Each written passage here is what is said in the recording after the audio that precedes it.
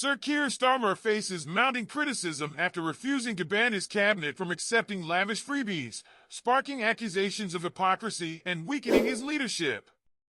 As public backlash intensifies, will Starmer be able to maintain control over his ministers, or will this controversy derail his promise of a government of change?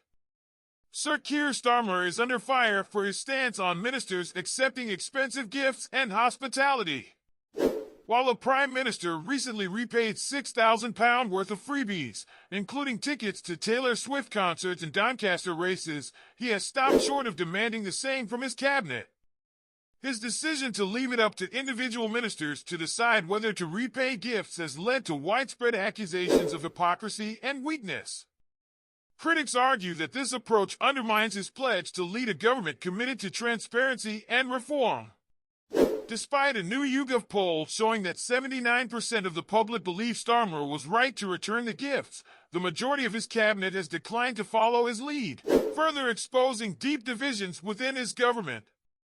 Among those who have benefited from high-profile hospitality are Deputy Prime Minister Angela Rayner, who accepted an £836 visit to a DJ booth in Ibiza, and Chancellor of the Duchy of Lancaster Pat McFadden, who received tickets worth over £300 for a Bruce Springsteen concert. Other ministers, including Environment Secretary Steve Reed and Education Secretary Bridget Phillipson, accepted free tickets to high-profile events like Kylie Minogue concerts, Wimbledon, and Taylor Swift's Wembley performance. However, when approached for comment, these ministers declined to say whether they would repay the gifts, intensifying public scrutiny of the Labour government's handling of the situation. The controversy extends beyond just the question of repayment, as it brings into focus the broader issue of ethics and integrity within government. Labour insiders have expressed concerns about how this scandal could damage Starmer's leadership credibility, with some MPs calling for stricter rules on gift registration and hospitality. Party grandee Baroness Harriet Harman has urged Starmer to take decisive action, arguing that the Prime Minister should lead by example and enforce rules that apply equally to all ministers.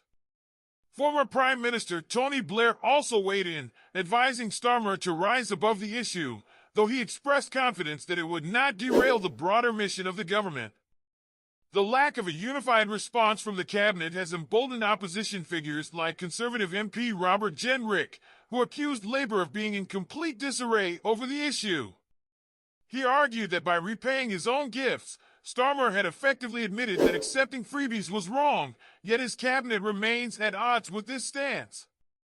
The growing pressure has also raised questions about the party's commitment to ethical governance, with industry minister Sarah Jones suggesting that future bans on hospitality could be necessary.